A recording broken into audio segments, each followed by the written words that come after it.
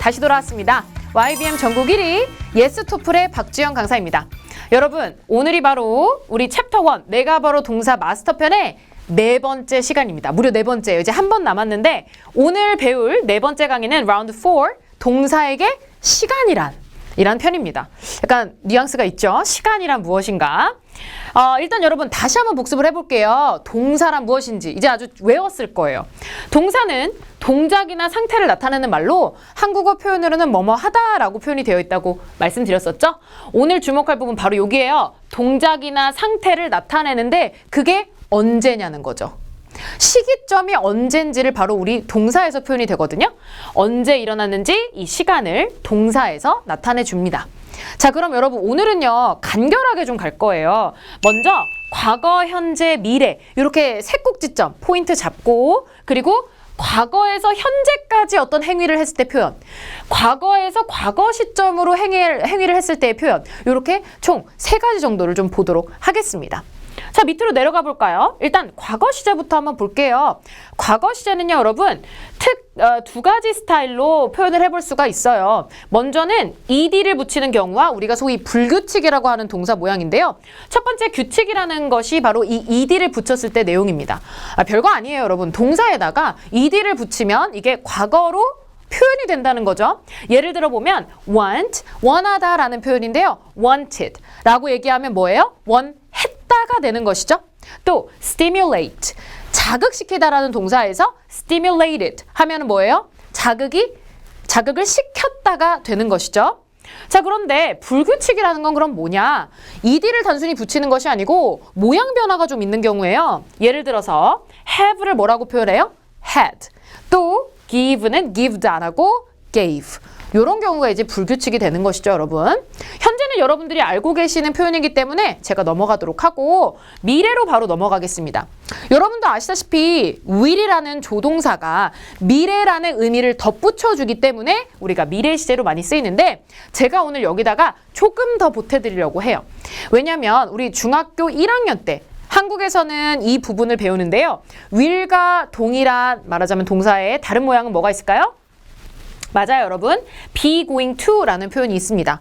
물론 제가 이제 따로 공부를 해보니 will과 be going to의 의미상의 차이는 약 한 13가지 정도가 돼요. 너무너무 많아요. 그런데 제가 오늘 말씀드리고 싶은 포인트는 한 가지만 가지고 왔습니다. 다르게 볼 수 있는 포인트들이 되게 많은데 그중에서 한 가지만 오늘 얘기를 해볼게요.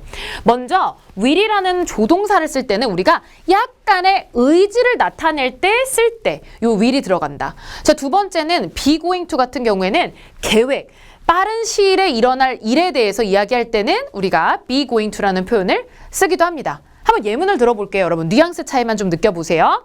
먼저 I will be a president. 나는 대통령이 될 거야. 조그만한 꼬마 친구가 나는 대통령이 될 거야 라고 얘기했어요. will이 들어간다고 다 미래에 일어나나요?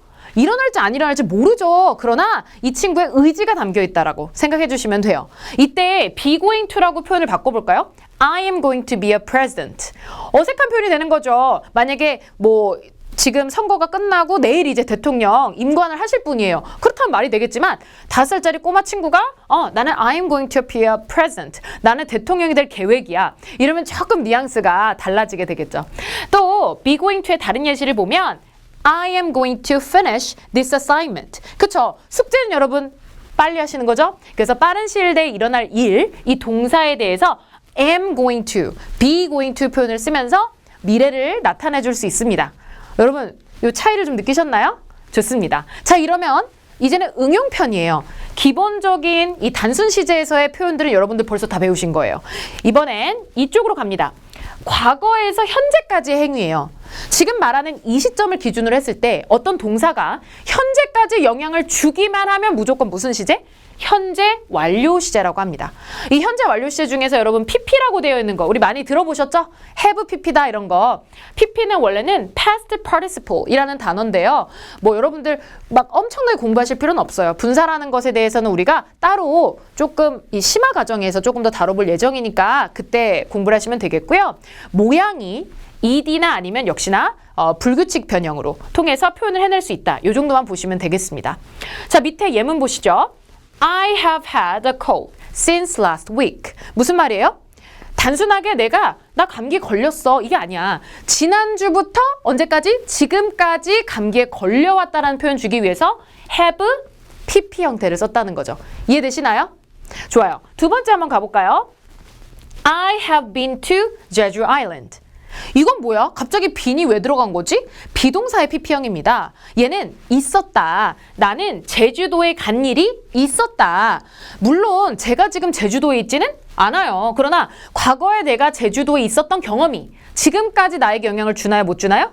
주게 되죠? 그래서 여러분 쉽게 얘기하면 경험을 나타낼 때도 동사를 어떤 형식으로?